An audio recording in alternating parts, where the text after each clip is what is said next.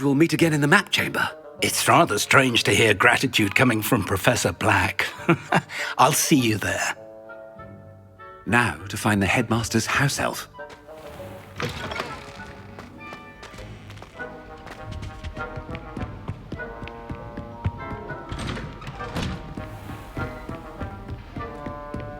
Professor, a moment of your time, please. Professor, I was hoping to catch you. Places to be, Professor Sharp, places to be. Of course, sir. Only, you'd asked me about a particular potion, and I did? I did, yes.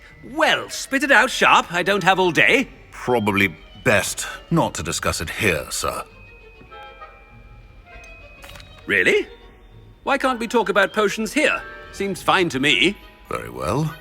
I've brewed the cure for boils you wanted. I can drop it by your office when it's convenient.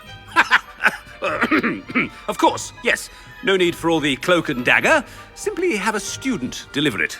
A student. Very well, sir, if you insist. I do. And thank you, Sharp. I just hope you've brewed enough for all my boils. Now, to determine which student... Stand proud, purebloods. The future is yours. I wonder almost daily why I accepted this appointment from... I heard the headmaster approaching.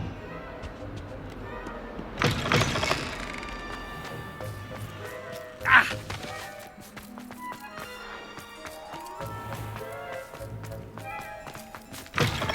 You call that a shine on those boots? Do better! Professor Black, how are you, sir? Mr. Gaunt, where do you think you're going? I beg your pardon, sir. I'm simply on my way outside. Taking the day off, eh? Typical student, wasting the hours away. I have to write 20 inches on dittany and its uses. Was heading to the greenhouse. Ah, yes! Mixed with bubo tuber pus makes a fine mustache paste. Yes, mustache paste. I find. Are you feeling all right, sir? You don't seem yourself. I assure you I am quite healthy, Gaunt. If I need a medical diagnosis, I shall head to St. Mungo's. Chewing with Something is very wrong with you. Professor, a word? Professor Black, again, it is not too late to reconsider your decision regarding Quidditch. We could still have trials and a somewhat shortened season. It would be better than none at all. But the injury, Madam Kogawa. Professor, more than one student has taken a bludger to the head on our pitch. I dare say it knocked some sense into them. And they're fine now. The fact that it happened to be a pureblood, well, that's no reason to... What nonsense! That you would trivialize the health of a student over a silly game. A silly game? You are quite impossible sometimes. Sir, I've a good mind to write to the Department of Magical Games and Sports at the Ministry about you. Good idea. I can even provide the parchment should you need it. Now, where is my elf? Parchment? Very well, I will, and with pleasure.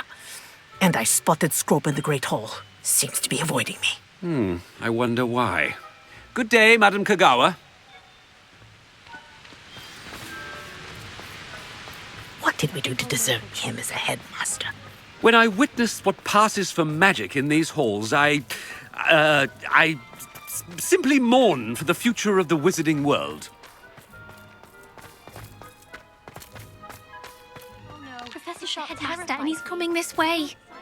Miss Broom, a word. Oh, Professor, this is an interesting surprise.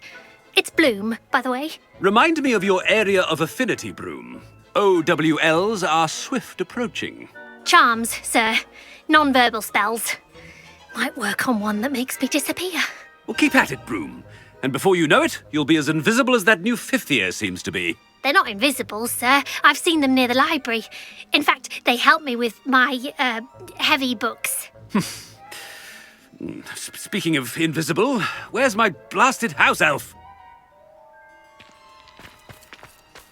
Something seems a little off with the headmaster.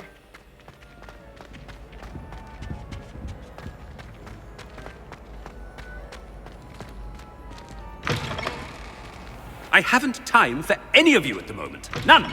None at all. Move aside. Professor, I need to speak to you. Hello, Professor Black. Ah, Professor Weasley. How delightful to see you. Sir? Since I have you here, I wonder if I might, speak with you about Professor Fig. Oh, very well. I've decided to give him a bit more, leeway with his time. Leeway, Professor? Are you sure that's wise? I confess I do worry for his students. He's rarely here as it is. Ah, well, yes. He's handling some official ministry business for me. I see. But, sir, if I may, I am wary of how much time the new fifth year seems to be spending away from the castle, supposedly on Professor Fig's behalf. I've heard unsettling rumors of their escapades. Everything from sneaking into the Forbidden Forest to confronting Ranrock's loyalists and Rookwood's lot. What? Goodness. You cannot believe everything you hear, Professor. No, you cannot. I mean, I shall keep an eye on Fig. You simply keep doing the wonderful job that you're doing. Simply wonderful. Thank you. But I'm happy to look into... Good. That'll be all, Weasley. I mean, Professor Weasley. Good day. A wonderful job. Leeway for Professor Fig. I shall never understand that man. That ought to give Professor Fig some breathing room. Professor Black is happy with Scrope's performance. Ahem! Attend, Scrope! Oh, greetings, Master. Remind me of the password to my office. Oh, but Master made Scrope swear never to tell anyone, even Master himself. How dare you question me? I've a mind to give you a matching set of ears. Yes, sir. Of course, sir. Scrope begs forgiveness. It is the Black family motto, Master. Right. Of course. Master does remember it. It's pure bloods forever, isn't it? Close, Master. Scrope thinks Master is indeed testing Scrope. It is always pure. Obviously. And, of course, as Master knows, in French. Yes, of course. I order you to pronounce it for me. Oh, but Master knows that Scrope's French is most pitiful. Very well. Toujours pur. Ha! Thank you. Never speak of this conversation with me or anyone else. Of course, sir. Scrope shall try his best to keep out of Master's way. The polyjuice potion's wearing off. I best get out of sight.